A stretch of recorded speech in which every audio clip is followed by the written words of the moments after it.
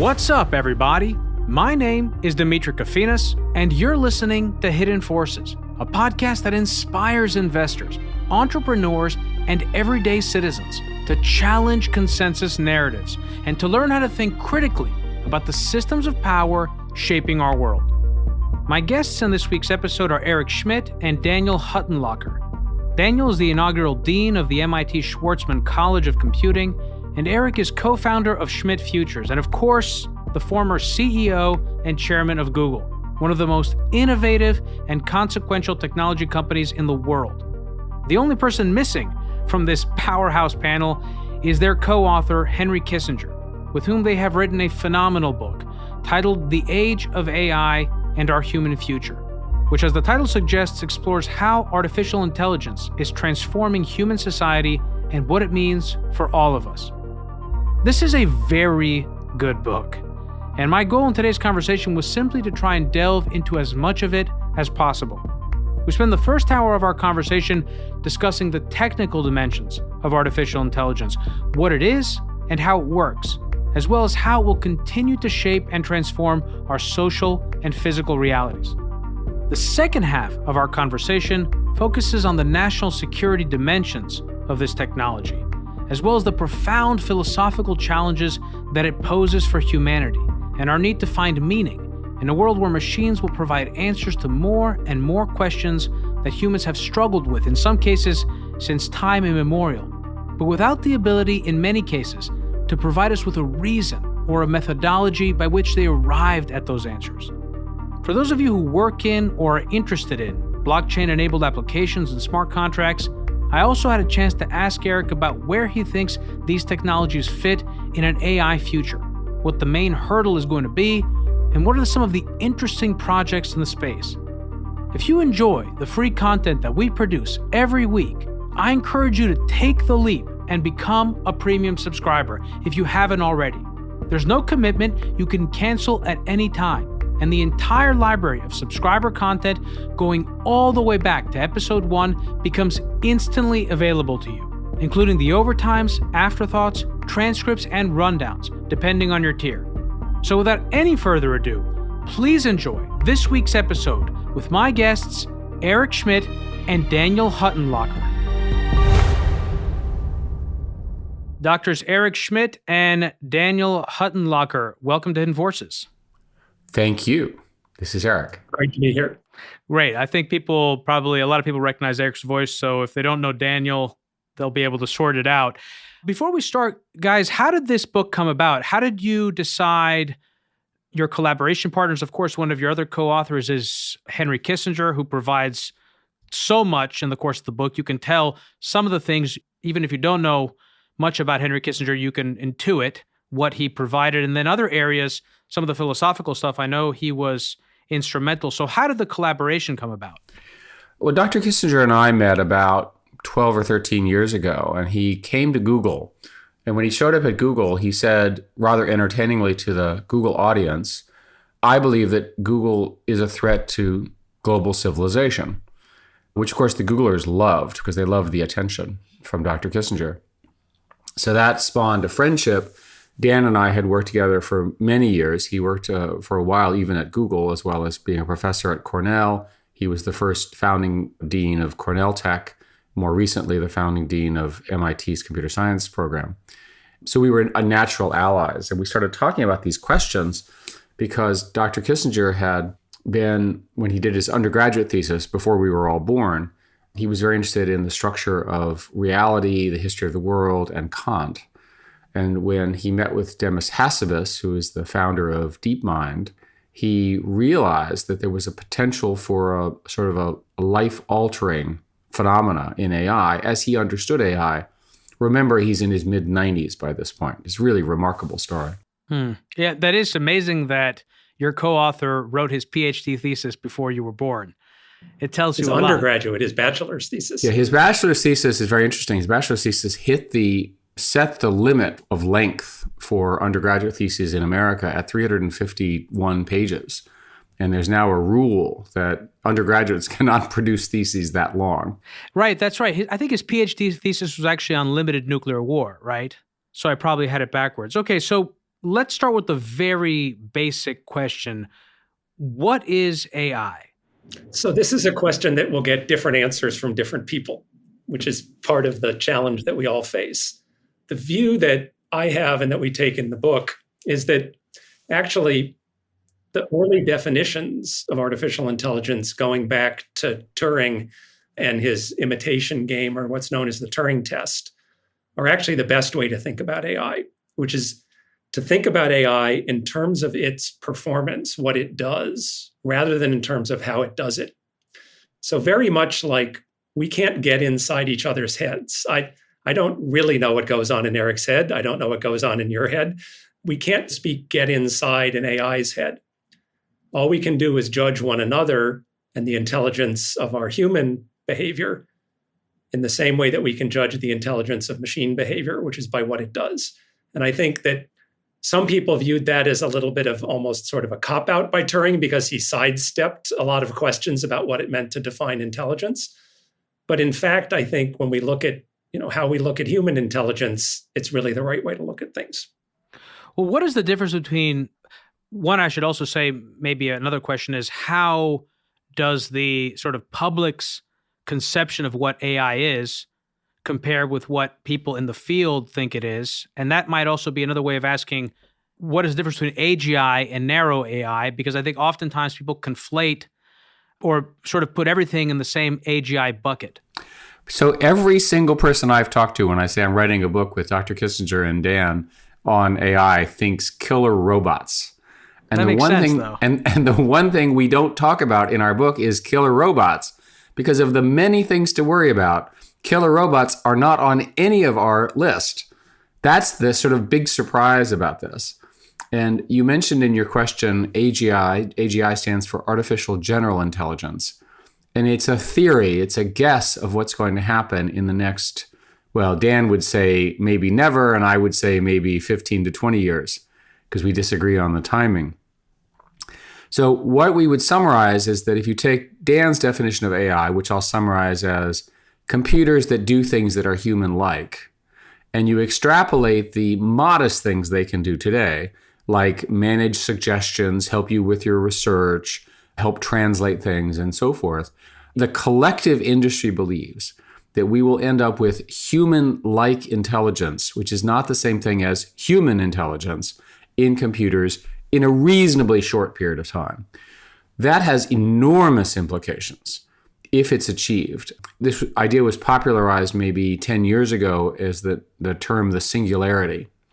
The idea being that at some point in our future, hopefully when we're all still here, that AI will be able to accelerate itself. And so we speculate of what happens when you have AGI, and I'll give you the punchline, which is that when you think about these systems that are AGI powerful, but remember, they think deeply and they see everything more than a human brain can see, you can imagine that they'll be incredibly dangerous and that you'll in fact have a non-proliferation problem. And in the book, we talk about proliferation. Obviously, Dr. Kissinger was one of the prime architects of why we're still alive today in terms of mutual assured destruction and so forth and so on. And what will happen in AGI, there'll be a relatively small number of these systems because they're very expensive. I mean, like immensely expensive, and they'll be guarded. And in particular, you're not going to want some terrible terrorists to say to the system, tell me how I can kill 1 million people who are not my race. So we are playing with technologies which eventually will have the level of impact and concern that nuclear weapons did 70 years ago. So maybe I'll jump in for a sec. I totally agree with Eric, and I might broaden it a little bit more beyond not just killer robots aren't on the list, but so much of the everyday understanding of AI comes from science fiction. And what makes a great science fiction story is some protagonist that has human-like characteristics beyond maybe exhibiting human-like intelligence. It has motivation. It has a deeper understanding of things. And those are all not characteristics of any AI that we know how to produce and may not ever be characteristics of AI that we know how to produce. So this notion from science fiction that the AI gets its own intent. It goes after people. It decides to, eliminate somebody, et cetera. Makes for wonderful stories in fiction. But in fact, the reality of AI is that the objectives of it, or what we often call the objective function, what AI is set out to learn and to optimize and to do, is very much set by humans. And so if AI has really got some evil intent, that evil intent was put there by people. So that actually raises a question that I had intended to ask later, and maybe I'll hold it, but I'll hint at it, which is the challenge of not just setting the right objective function, but actually intending, communicating, instantiating into logic what you had intended through your mind and through language.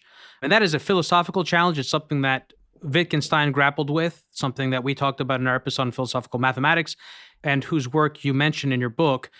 And like I said, we'll get to that. Before we do, though, Eric, you mentioned nuclear weapons. And I wonder, is there a similar type of breakthrough in AI, like the splitting of the atom in nuclear technology, that made it all possible, and that has, in the case of AI, facilitated the advancements that we've seen in fields like machine vision or strategic thinking? Well, breakthrough that made everything we see around us, and why my industry has gone completely gaga over AI, was done maybe 10 years ago in what is called deep learning, where there are a series of layers of neural networks which recognize components of things and they layer on top of each other. Many people think that's sufficient. Then there were a series of breakthroughs, something called reinforcement learning, of which DeepMind is one of the most successful. We use an example in the book around playing Go and the game of chess, which are using reinforcement learning. There, what happens is the computer uses a clever algorithm to look at an infinite number of future choices and figures out which one is the best. My own opinion is that there will be another breakthrough or two before we get to AGI, and I think Dan agrees on that.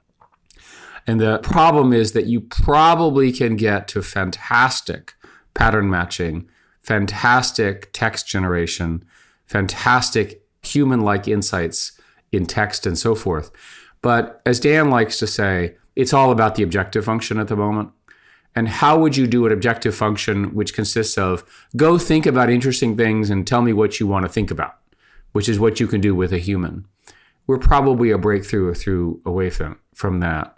The reason I think that there will be such a breakthrough is that there's so much investment now in this area. China is now investing equal or more than the United States.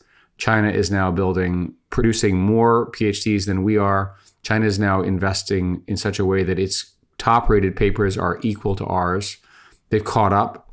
There's essentially a race in technology among the major tech countries to do this. And so something really interesting is going to happen. And we'll see. Now, will a breakthrough be like the Sputnik moment, which is really your question? I don't think we know. I have previously said, I was the chairman of a commission called the AI Commission for the Congress, that when we went to China to play Go and beat the top Go champion in the world in China, that was their Sputnik moment. But I don't know that we've had one yet. We've not galvanized our country around this, but it will happen. How do you see this technology meaningfully changing our world and what it means to be a human being, the human experience, over the next 10 years? What are some of the areas where it's going to be most disruptive? So I would put healthcare at the top of the list. It's an area where it matters a lot to all of us and where costs are spiraling out of control, et cetera. And I think that we're already seeing a number of interesting examples, one of which we talk about in the book, which is the use of AI to accelerate drug discovery. The current drug discovery process has a lot of almost trial and error aspects to it. And the use of machine learning enables a much, much more efficient exploration of the space of possible drug compounds. The example that we talk about is antibiotics. This is really a global crisis that bacteria are rapidly evolving to become resistant to existing known antibiotics. We literally could be back in a pre-antibiotic world without developing significantly new antibiotics. And the challenge for human beings in developing new antibiotics is it's easier to discover new antibiotics that have similar chemical structures and means of action to the ones that we already know. But those are also the ones that bacteria know because they're similar to the ones that are out there. And so what you really want to do in principle in discovering antibiotics is to find compounds that are quite different from existing compounds. But that's also a place that's very hard for human beings to explore. And what this work on halicin, a new compound that was discovered at MIT with AI, has demonstrated is the ability of a solution that involves both deep expertise, right? So this is not just machine learning experts, it's some of the best synthetic biology people in the world as well, but involves deep human expertise, but also AI to identify potential new compounds that are very far away, very different from the existing compounds that we have. And it's this ability to expand the nature of how it is that we discover things. It's not just something that's fast. We're used to computers being bigger and faster and enabling us to do things more rapidly. This is fundamentally changing the nature of drug discovery, enabling us to explore things that we've been unable to explore thus far. And that's because of these pattern matching abilities of AI that really go beyond and outside human abilities to pattern match. One of the ways we refer to that in the book is AI really seems to have the capabilities now, at least in some settings, to perceive the world differently than human beings perceive it. And whether that is, limits of our ability to perceive a world that's out there for us to perceive, or whether it's actually perceiving some other world than the world we're living in, getting to interesting philosophical questions is still open. But at a minimum, it's revealing things that humans would not be discovering on their own. And I think in drug discovery, in medical diagnosis, there's been big progress on early detection of breast cancer, very similar kind of uses of AI. That's going to change our lives in ways that are just indisputably positive. And Dan, of course, you're such an optimist. So you asked over the next decade. I think that the thing that will drive people insane is that the concept of misinformation and true information is going to get really murky. And the combination of what are called GANs and other technologies that are broadly distributed in open source will mean that anyone can build a video that's fake. And we know from lots of science that videos, even if you're told they're fake, affect human behavior. So now you take the way that social media technologies work, where they are optimized around engagement because they want to maximize revenue, that all of a sudden you've got an arms dealer, if you will, of misinformation, and you have lots of misinformation being generated, sometimes evil, sometimes innocuous, sometimes just for fun. So collectively, at the same time, we're all going to live healthier. We're also going to be a lot more unhappy because we will not have the tent poles, if you will, of stability in our society, and our belief systems will be challenged by this new technology, by what humans do with it. So, Eric, I know that you are good friends with Bill Joy, co-founder of Sun Microsystems. He wrote an article, I think it was in 2000 or 1999 for Wired magazine that I had read that made a really big impression on me, as it did on many other people. And it was called Why the Future Doesn't Need Us. And he pulled a lot from Ted Kaczynski's, the so-called Unabomber's Manifesto, Industrial Society and Its Future. And he basically presented a binary human future, one in which we either live in a dystopian future where society is controlled by machines, or one in which the machines are controlled by humans, but where the humans can be either malevolent or benevolent. Given all the progress that we've made over the last 20-something years, and given some of the dangerous things around misinformation that you talk about now, how prescient was that thesis? And how useful is that for thinking about where we find ourselves and where we're going today? Well, it's interesting you bring it up because that paper was so far-reaching that most people didn't understand it. And indeed, I wrote and published a rebuttal to my best friend's paper, which said that it was too negative. The Future Does Not Need Us by Bill Joy in roughly April 2000. So 20 years ago, what he said was that the underlying distributed nature of the tools, in his case, he was speaking mostly about biology, would allow the evil in us to allow us to destroy ourselves. And that's the right point. So let me update his thesis, which he did so well, and say, on the one hand, the team at MIT built this Halocin drug, which will save, think about the benefit of a broad-scale antibiotic that we do not have a resistance to in terms of millions and millions of lives saved every year globally. It's an extraordinary achievement. Now imagine a database of that information being either made available or leaked, which will allow 1 million evil people to begin to build drugs that hurt people even worse than Halocin saves it, right? That's the utopian dystopian view. Now, I think a historian, Dr. Kissinger, would say that both of these trends have been true in human society for 1,000 years. Go back to conflict and the horrific, destructive conflict of human against human. We are our own worst enemies. And over that time, we developed laws of war, for example. So the notion of war being limited to combatants and not focused on non-combatants. So the military proponents of AI point out that the majority of the deaths in conflict today occur from target misidentification. In other words, they hit the wrong group. And that there's a lot of people who believe, including me, that AI will be used to make the weapons more targeted and therefore more lethal but less collateral damage. I would argue that's a good thing. We can debate that. But the point is that our society has limits that are agreed upon. We don't allow slavery. We don't allow child prostitution, all sorts of very reasonable things, which were part of our past. So will we, let me ask the question in Bill Joy's terms, will we have to go through a horrific disaster before we agree to limitations on the use of AI of the worst kind?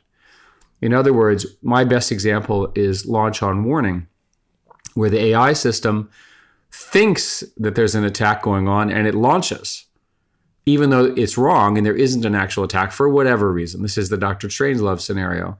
I would really prefer that we start, and we recommend in the book, start the negotiations now among the countries to limit the worst aspects of these tools. And if we don't limit them, they will be used. So I think I'm still at a rebuttal of Bill Joy's thesis. Eric may have moved on. Won't be the first time I'm behind Eric. But I think that this sort of utopian-dystopian dichotomy is something that we often use as sort of a framing to fall back on when there are new technological advances that we don't understand very well and don't understand the impact of very well. And, luckily, the real world has historically generally been in between those extremes. There have been some dystopian moments in world history. I'm not suggesting that it's all rosy, although Eric's right, I tend to be an optimist. There are definitely bad periods. But the utopian ones, I think, have not been achieved, frankly. And so I just think that this dichotomy is a long-standing oversimplification with new technologies we don't understand. And part of it is that technologies generally act as some kind of an amplifier, right? So, when we developed automation, factory automation and so forth back, in the Industrial Revolution, was an amplifier of human physical labor. The thing about AI that I think is particularly interesting and challenging is it's an amplifier of human thought, of human communication, of human expression. We haven't had amplifiers of those kinds of things before. And the philosophical issues, the issues in this utopian, dystopian dichotomy space that get raised by something that actually is an amplifier of human thought and creativity is something that we really need to get a handle on. And that's what the book is about. But I do remain optimistic about the positive outcomes and our ability to, if we pay the right attention to it, ameliorate negative outcomes. And that's part of the reason for writing the book, is so we focus on that. So this is a case, once again, where Dan is an optimist and I am not. Just Dan, so you hear the argument. Everyone's being driven crazy by all these social media amplifications that you so correctly labeled as what AI does. How do you propose to regulate that? How do you propose to stop that? How do you propose to prevent us from driving ourselves crazy? We're 10% into the power of this technology in terms of amplification in the terms that you described. It's going to get worse, guys. Well, I think Eric Schmidt has a really good idea about how to make this better. So. Well, I want to explore solutions as well. There's interesting. I have to partition my brain while I'm talking to both of you, because you both brought up two separate things that could take us to two parallel, meaningful conversations. Dan, you mentioned amplification. I think, or maybe I should ask, is the distinction really not that AI does or doesn't amplify, but it's simply a matter of scale? How much and how quickly does it amplify our worst and best intentions, perhaps? And we are an illogical, aggressive species, and that feeds directly into conversations about goal optimization and objective functions. But also to something that Eric said, and maybe we can start with that. I can't remember what it was that he said that made me think of this, but in Bill Joy's paper, he also talks about, in Kaczynski's paper, they both talk about how we will become so dependent on machines that at some point, it was when Eric was talking about how it might take a catastrophic event to lead us to really rein in these machines. But what Joy talks about is that we would get to a point where shutting the machines down would be tantamount to suicide. And while it may not be tantamount to suicide right now, certainly the military, for example, engages in war games where they consider the possibility that they might have to go fully analog because they're operating in an environment where their systems are compromised. Are we at a place today where we are so dependent on these machines that we really don't have the luxury to simply turn them off? And does that speak to this sort of singularity, to this idea that we are quickly being sucked into this future, and it simply further puts the punctuation on why we need to get a grip on the implications sooner than later? Well, this is, of course, why we wrote the book in the first place. And I don't know that the addiction that we have to the internet necessarily is followed by the singularity. You could imagine a scenario where the technology gets better, but it hits some limit, and we're still totally addicted. But even if you make the assumption that AGI never happens, which is not my view, we will end up in a situation where the decisions in conflict will need to be made faster than human time. The computers are not precise enough to be completely reliable in such a situation. That will be driven crazy by all sorts of ways in which people are trying to misinform us about information. And we will be completely reliant on the system. I used to say 10 years ago, if you don't like the internet, turn it off. Perfectly reasonable position for an adult. You can't do that anymore. That's not a reasonable plan. Mm-hmm. So it's the old thing of, in a war, the first thing that would be taken down is communications. And we've seen that in, for example, the Georgia conflict, et cetera, with the Russians. So we have precedents in small conflicts where the internet was taken down by force. I've always argued that countries shut down the internet at their own risk, but when they're facing an existential crisis, or at least the governments of those countries are, they're willing to shut down the internet. We'll see. I think that realistically, if you go through the horrific idea of a war between the great powers, China and the West, China and the United States, the damage that would occur from such a war would be incomprehensible and needs to be avoided at all costs for all sorts of good reasons. One thing I would just add here is I don't think any of this is unique to information systems or to AI. We can't turn off the physical systems of the last 150 years either. None of us grow our own food, or very few people could actually live without centralized manufacturing and farming and so forth, and logistics and delivery systems. And so one of the things about technological advancement, not just around information systems and artificial intelligence, but in general, is increasing specialization and mutual dependence compared to when we all lived in our own little place and had to, farm or hunt and kill what we ate. So I don't want to get too hung up on the inability to turn it off, because I think that's true of all modern systems. So here's a question that kind of relates to that, Dan, and I'm going to do my best to try and ask it in a way that doesn't confuse me or you. And that has to do with power. I'm always fascinated by the dynamics of power, where it resides, how it's wielded, and how it changes over time. And one of the things I wonder about is how power manifests in this type of a world. How do we think about inequality or disparities in wealth and access in a world where more and more of what today would cost money or some significant amount of money to achieve will be available to us for cheaper prices or almost for free. And at the limit, perhaps, people have speculated. I mentioned I had Kai-Fu Lee on the show. People have speculated that we might enter a world where work becomes obsolete, at least the way we think of it, work for the purposes of subsistence. How does power and hierarchy manifest in this type of a world? If I were to guess, I think you're going to see human complexity increases even as our needs are met. We didn't have lawyers at the level that we do now and the complexity of the human systems, hundreds of years ago. And yet we welcome that now. And so it's true that if you look at a futurist, they say roughly, if you want to look at how people in the future will live, look at how a millionaire lives today. In other words, that the cost of things goes down, the broad availability. So if you extrapolate that, that means that maybe 100 years from now, all the people alive will be able to live the way we do today, which is great. But that doesn't mean they won't have jobs. They'll just have different jobs. This is another question, speaking about jobs. And this kind of also opens the door to a conversation, again, about how these machines learn, the limits of our own capacity to understand their decision-making process, the implications of having machines either on their own or in partnership with human beings provide answers to important questions that we cannot understand, all of that.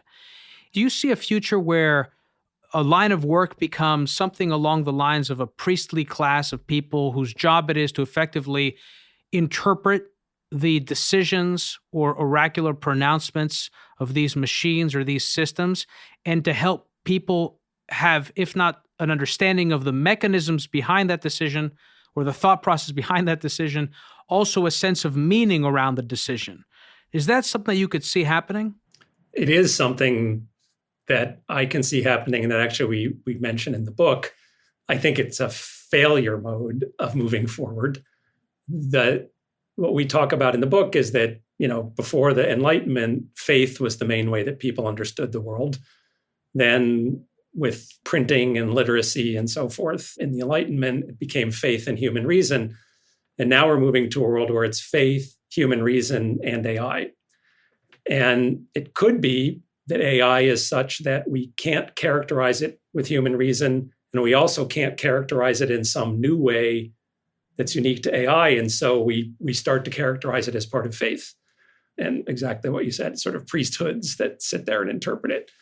I think that would be the result of, in my view, a failure to both grapple with some of the philosophical and societal questions that we try to get people to focus on in the book, but also with the technological ways of trying to address those. So to be concrete, one of the things you often hear people call for right now is that AI should be able to explain itself. We need explainability of AI.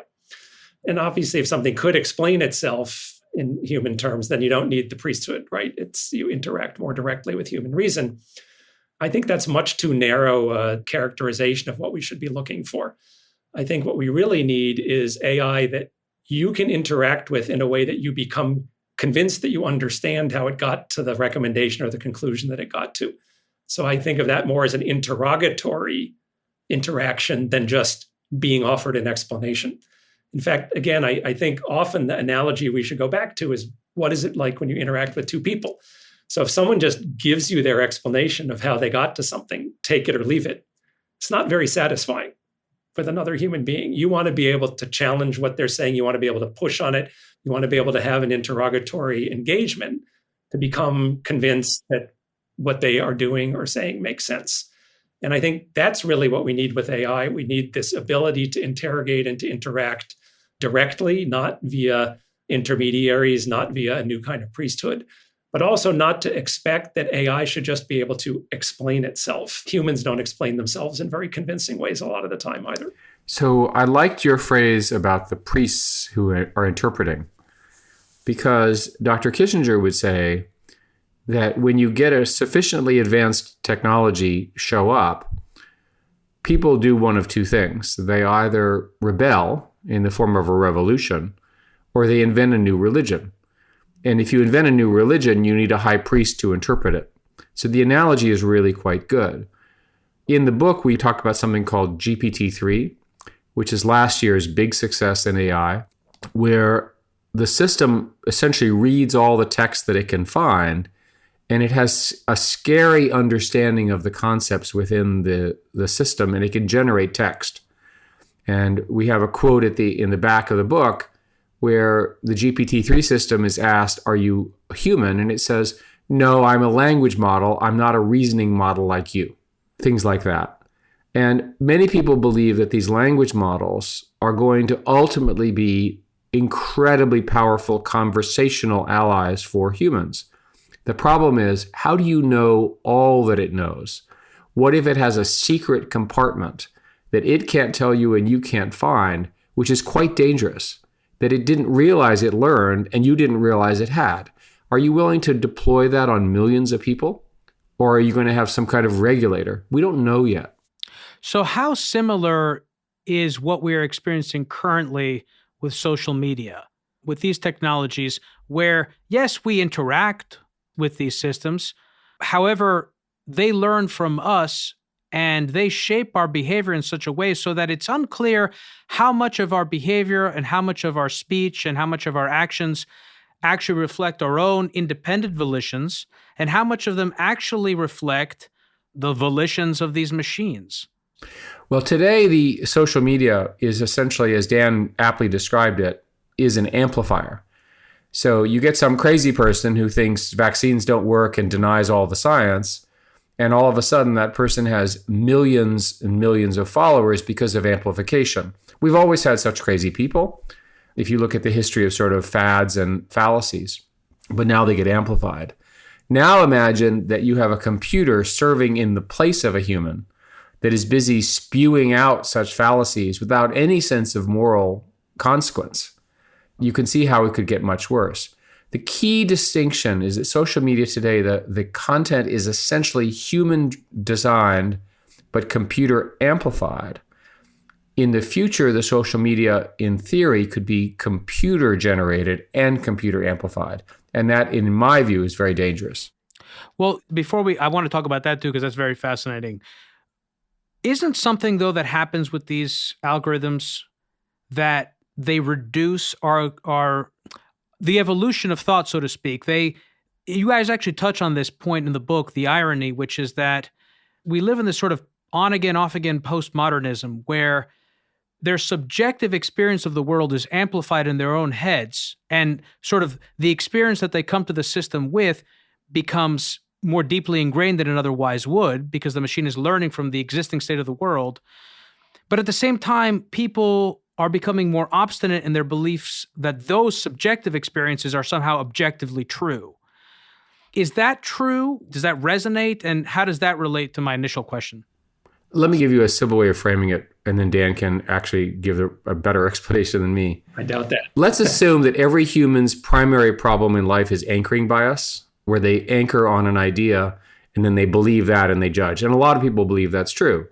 So the job of the AI is to come up with a technology that will anchor everyone to something that's false. Do you think you could build an objective function for AI that could do that? Absolutely.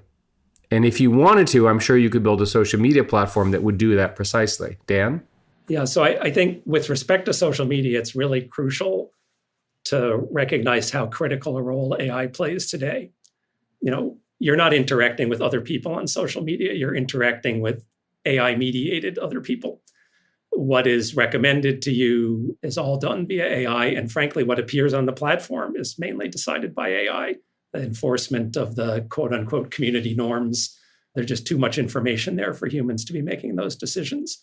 So this sort of very distributed AI is in fact the AI that we're all interacting with. And so we're already seeing today the impact of a world where humans' experience of reality is being filtered by and influenced by AI in ways that we don't really fully understand. The objective functions of those algorithms, of that use of AI, is to increase your engagement with social media.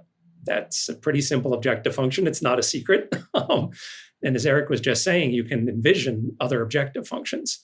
And I think this is one of the things about this AI era that's so important. Objective functions that might have been reasonable before may not be reasonable in an AI age. So, good old broadcast television also had the objective of maximizing your engagement, but it was not very effective at it compared to this AI-mediated social media. It didn't learn independently. It wasn't as good at it. And so you can't just take an objective function from one era and just transport it here and still have it be reasonable. And I think those are some of the kinds of ethical questions that we're now facing. But the previous generations regulated this stuff. So advertising got out of control. It was regulated. Broadsheets, when newspapers originally came out that were full of crazy stuff, were all regulated.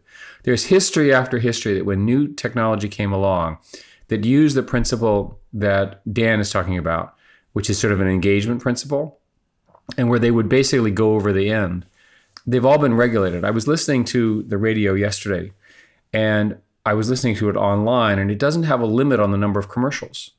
And so all of a sudden, there's more and more and more commercials. It's just the nature of it. If you look at the online big companies, they all have more and more ads, right? So there is a regulatory component of how we got through this. I'm not arguing for regulation on a specific case. I'm trying to say that if you go back to what we were discussing earlier, human society requires some level of consensus and restriction on some of the worst aspects of every new technology. I don't know, telephones. When telephones were invented, I can't imagine they thought that the correct thing to do was to enable cold calling spam. And yet there are now regulations for that. Now, an internet purist would say such regulations are inappropriate for the internet. But I think we would all agree that having a single actor call you all day over the internet for free and harass you is not okay. So appropriate regulation is going to be required in all of these new technology. Especially when that actor is not human. And just one of the things Eric loves to say, but hasn't said yet, so I'm going to say it, is free speech for humans, not for AI. So people are often applying these things that we think about for people, like freedom of expression, but it's not even a human being expressing themselves.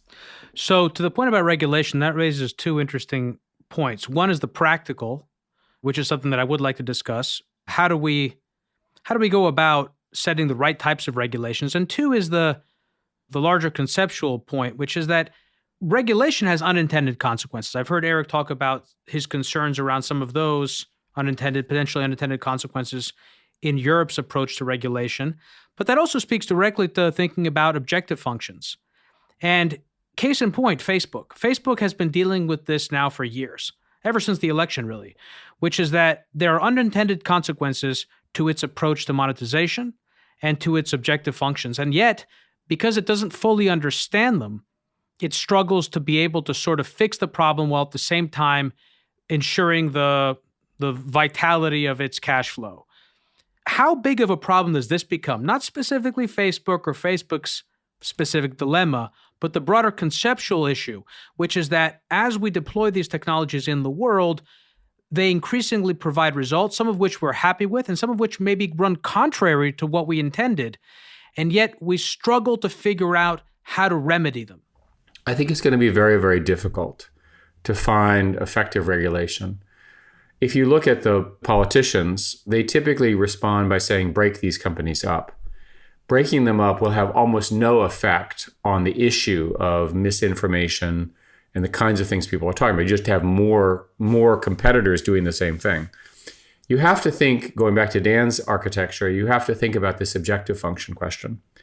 And as long as the systems are essentially maximizing revenue, you're going to get too much, essentially, outrage, because outrage sells more than reason.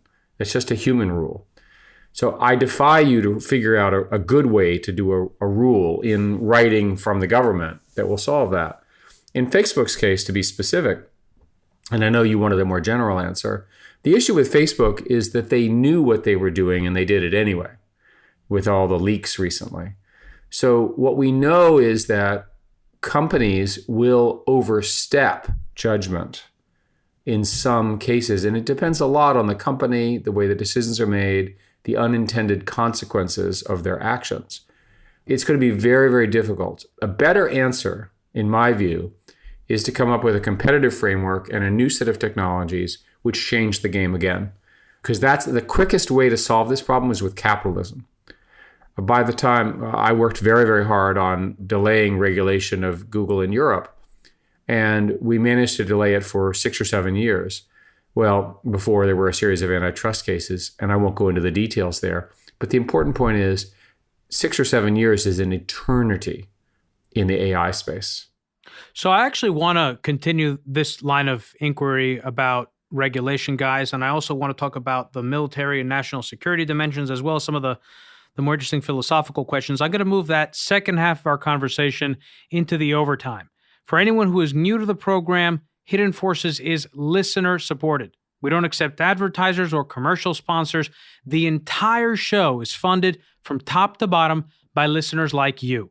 If you want access to the second half of today's conversation with Eric and Dan, as well as the transcripts and rundowns to this episode and every other episode we've ever done, head over to hiddenforces.io and check out our episode library, or subscribe directly through our Patreon page at patreon.com/hiddenforces. There's also a link in the summary page to this episode with instructions on how to connect the overtime feed to your phone so that you can listen to these extra discussions just like you listen to the regular podcast. Guys, stick around. We're going to move the second half of our conversation into the subscriber overtime. For more information about this week's episode, or if you want easy access to related programming, visit our website at hiddenforces.io and subscribe to our free email list. If you want access to overtime segments, episode transcripts, and show rundowns full of links and detailed information related to each and every episode, check out our premium subscription available through the Hidden Forces website or through our Patreon page at patreon.com/hiddenforces. Today's episode was produced by me and edited by Stylianos Nicolaou. For more episodes, you can check out our website at hiddenforces.io. Join the conversation at Facebook, Twitter, and Instagram at Hidden Forces Pod, or send me an email at dk@hiddenforces.io. As always, thanks for listening. We'll see you next week.